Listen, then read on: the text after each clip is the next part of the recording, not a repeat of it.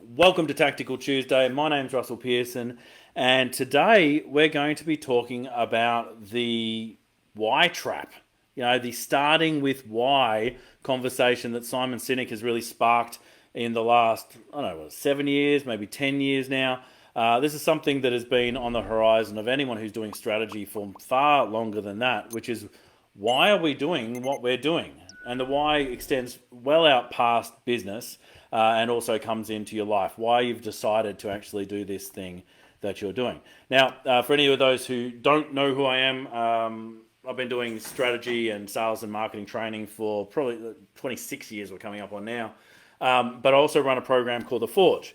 Now, the Forge basically helps experts in particular, people who run courses, people who have expertise, engineers, doctors, professors, all sorts of smart people, basically, who are and coaches and things like that, who are moving into running their own business on a full time basis. Maybe they've been part time into that camp, but they're really wanting to go full time now to get better clients. And so it looks after a couple of different areas, but in essence, it looks after three. So we're talking about better clients, and the areas that it really helps with are where people lack clarity, right? So lack clarity, not sure of where I want to go next. What is it that I should be doing? What does my roadmap look like? So that's, in essence, one of the areas we're going to be focusing on today.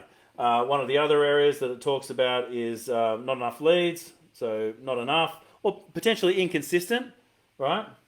Inconsistent leads, so not ghenough leads. So prospects for your business, and on the other side, we're going to help people stop ghosting on proposals, and we also just help with just general people picking your brain during coffee chats and stuff like that. So awkward sales, really, awkward sales. But today we're going to concentrate on this area here, which is the lack in clarity. Now, rather than lacking clarity, most people want to be clear. They want to be clear and have direction.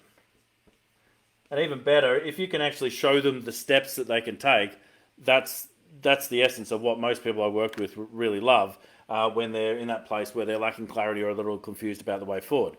Now, the way I go doing that, there's sort of three areas. One is in the positioning, so the position. One is certainly in their expert framework, so understanding their I'll call it framework. But how do they go about delivering? What is the type of delivery that they do? What's good methodologies for their ideal customer, things like that. And over here, we're really talking about purpose. Now, the way I solve the purpose question, and that's really the subject of today, is around something that I call a manifesto. Now, I'll tell you a little bit more about that in just a second. But the essence really, when we talk about it, is there are times in your business where you feel stuck. You feel like, I don't know whether I should be going this way, I don't know if I should be going this way. Potentially there's a lacking of energy, you're feeling maybe a little bit burnt out, you're not sure of what you should be doing next.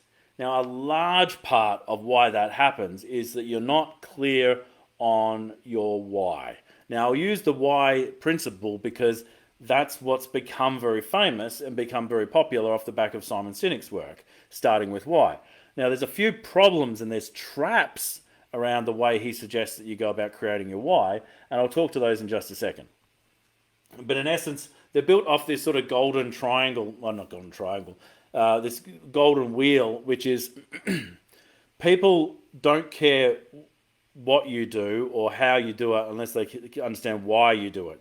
And so the center of this circle is your why, which builds out to your how, which builds out to your what. So the boring example is the Apple computer one, which is that, we, starting with why, is we think differently. Everything we do is challenging the status quo. And so how do we do that? Well, we do that through design, and we do that through purpose that we deliver into every single one of our products. We just happen, this is the what, to sell computers, right? So that's what he sells it off the back of. There's two problems that happen with the why phenomenon. One of the reasons that the big organizations and CEOs and things like that go, and you really need to focus on why, is because they've got poor customer and poor employee engagement. So that really sparks the reason for people in that space to go, we really need to focus on engaging these people, and the way we can engage with these people is to give them a purpose to align themselves with. Now, I'm a little bit cynical of Simon, and I'm a little bit cynical of the whole process itself, because what it is it's putting process after the what and the how have already been put in. So they're not starting a business, they already have a business. They're now just going to attach a purpose that suits their purpose to drive employees in one direction or drive customers in another direction, which is why a lot of social responsibility happens after the fact. And so it's really just lip service to what we're doing around here. Now, there are some large organizations, Patagonia in particular is a fantastic one, that are very, very much purpose-driven because they started off the idea or a purpose to change something. All right? So those big ideas that are there to change the world are fantastic. But most businesses that are a certain size put them in place for a completely other reason. It's not to change the planet, it's to change their world and make their life easier by actually engaging more employees or engaging more customers, which increase their income and make their production more streamlined. Really, it's good dollars and cents business is why they do it. So that's one, and that's one of the reasons I'm cynical of the whole why thing. But you can put it into small business, and I'll show you how to do that really meaningfully in just a moment. So that's one. The other one is that people look at this why, and Simon Sinek's saying like two things in particular. One is your why should never change, which means you have to have a good why. And I hate the idea that there being judgment outside of your own head on whether this why is a good why or not. That shouldn't come into the picture. That should be your why. It shouldn't be some why that's invented for other people. Otherwise, again, it's lip service. You're not believing in it as strongly as some other people are. So you're just doing it to attract and manipulate a whole bunch of an audience, whether it be clients or whether it be your team members. So there's this idea of your why needing to be really great and grand and big and save the planet. And most small business owners and experts and specialists who are just trying to run their own practice, trying to run their own business, they're like, well, I don't know if my why is good enough. My true why is I'm actually just trying to look after my family and actually have some personal fulfillment about achieving this goal of helping these types of people, right? The reason I'm really doing it is to feel good about myself at the end of the day to make this happen. And so they judge themselves on the why that they're creating, and they go, oh, it's not good enough. I've got to do better. I've got to re-come up with a why, right? And so they procrastinate around this why, and they can't launch until they've got their why right. They can't engage people until they've done it. They can't get started until they get their why right in their mind. And what ends up happening is they stop and they pause and they stall, which is one of the big reasons for businesses to fail, is because they didn't move into action, they didn't gain the momentum they needed, and they didn't actually get the confidence they needed that comes from that momentum in practice, right? So, excuse me. So I go the other way, and I'm more than happy for a business owner to say why they're starting. All right, cool. But it doesn't have to be some grand, great vision of the future that's helping people, planet, purpose, the world. It can be something that's just happening in their backyard. And I think even more importantly, it should be something that's tangible, that they can see around them, something that they can actually have an effect on and create change. I've seen a lot of people actually say that their purpose is to create this big cause, and it's going to be, it's never going to change because the cause will never be, they'll never win the day. They'll never actually change the world. They'll never do that thing. And I think that's a very pessimistic way of looking at it. Ideally, you would want to complete your mission. And that doesn't mean you have to pick a mission that's small and tangible. That means that, if you're actually out there to change the world, then change the world. If you get to the other side of it and you go, oh, now I have no purpose, that's great. Find another purpose. And so I think your purpose can change over time. And so I'm good with people reviewing their purpose and saying, what is right for now? And so rather than trying to pick some purpose that's going to stay with you for the next 40, 50 years, what is the purpose that's going to serve you for the next 2? Right? And it's very simple to do. I call it a manifesto process, which sounds big and a bit, maybe sounds a bit scary, but it really only has 4, put one more up there, 4 steps, and I'll put them on this board in a second. But the steps are not hard. They should be in relation to things that you see around you. So let's go through the process. Now, later in the week, I've got a little workbook that you can actually use to do this process. So if you want the workbook that I'm actually going to share probably on Thursday, let me know in the comments and I can share that with you. But there's basically 1, 2, 3, 4 questions. 1, 2, 3, 4. So, what do you see? What do you see around you? What's going on that you've noticed? And taking the next step, what's wrong with that picture?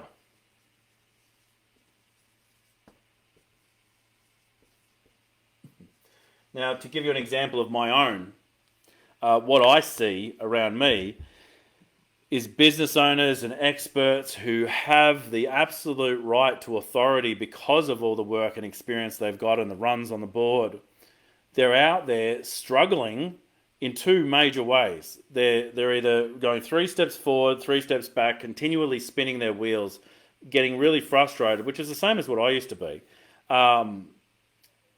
That's happening. And so they're starting to get burnt out because of that. And the other is those people who've been successful, but been successful to a certain point where they're too fearful to actually lose what they just had, and the thing that they need to let go of at the past is the thing they're going to need to let go of to go forward. So they're stuck, and they're stuck in this sort of golden chains or golden cage of their own making, and it's those people that I want to help. Okay, so they're trapped. They're trapped with paying employees. They're trapped with paying bills. They're trapped with having enough money for their family because they've created an income. So it's the devastation of success, right? And so that's what's wrong with that picture. So how should it change? So what needs to change about that picture? So for me, I think the way it needs to change is for people to understand, number 1, purpose. Why are they doing what they're doing? And to understand that it's not about these big goals. People have got these smart goals that are holding them back and getting in the way and not motivating them and actually creating this false sense of time, which ends up, stopping you from hitting your goal. And so what I think people need is they need these little micro wins, the ability to win every single week through small incremental little steps. So that's why I built the program the way I did it, is to help people take those incremental steps. And by winning, you create this culture of confidence, this culture of winning, which breeds more confidence and more winning.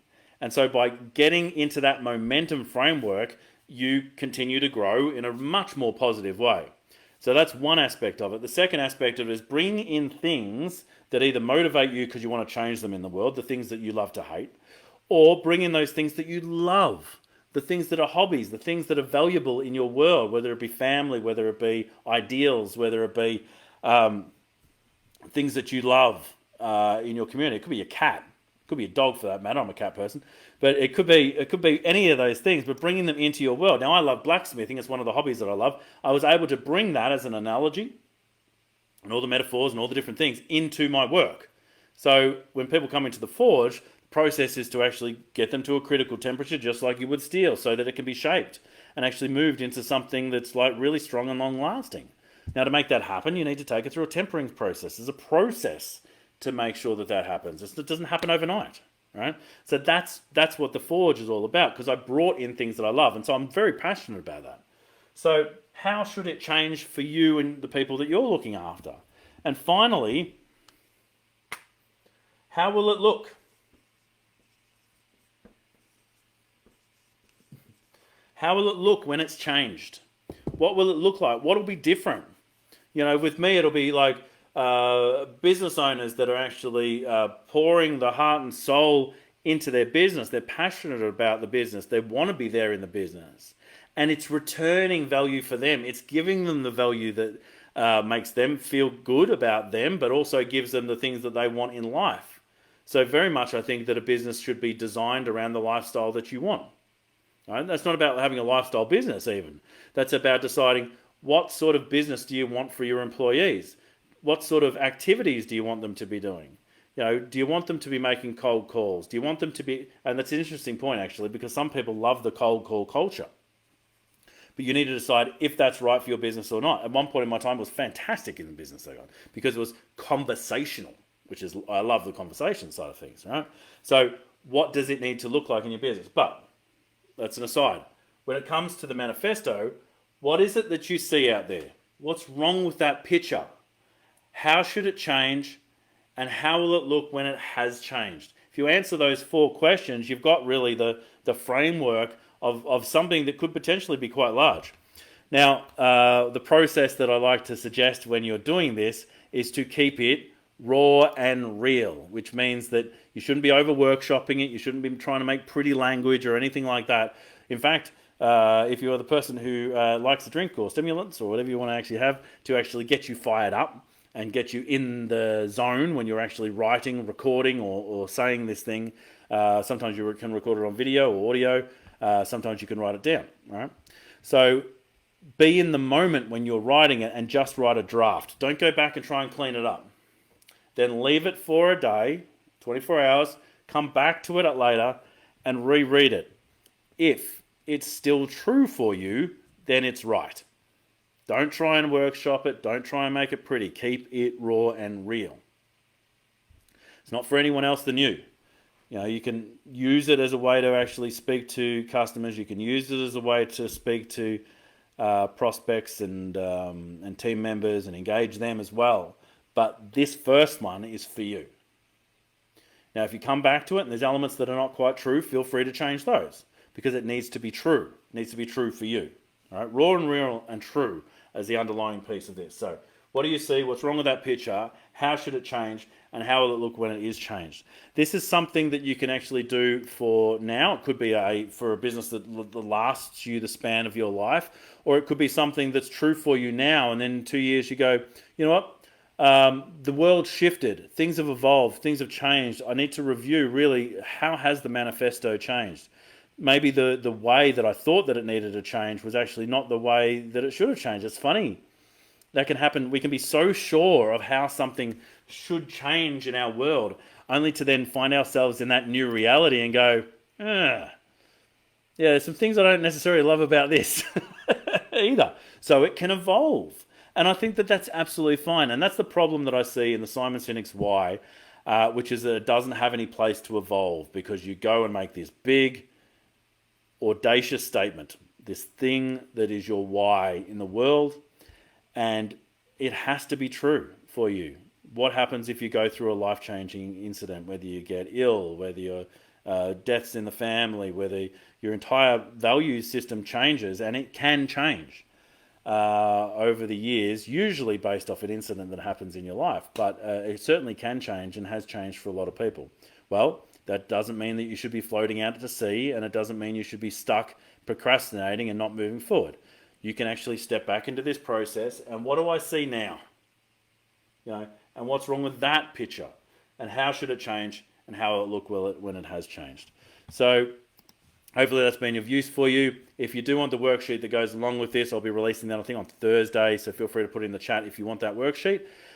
And if you want to get on a call to help sort out your clarity, like maybe it is a pace where you're feeling stuck. You know, the 3 things I help people with, they're feeling stuck, they're unsure about where their future lies, they're lacking clarity. So if that's you, then maybe it's worth having a chat about the way forward. And if it is anything to do with the other 2 areas, which is I want more consistent, fantastic leads, we can show you how to create a lead barrel like we did last week and put those leads on tap. And finally, how to get confidence, just so much confidence through the sales process that make it a joy to actually have sales conversations. So I'd love to speak to anybody who wants a little bit more of that in their life. My name's Russell Pearson. You can find me at russellpearson.com, but obviously you can find me at the Future Proof discussion group, which is where we're going live on this if you're watching it somewhere else. Until next time, stay passionate, and I'll catch you on the next one. Bye for now.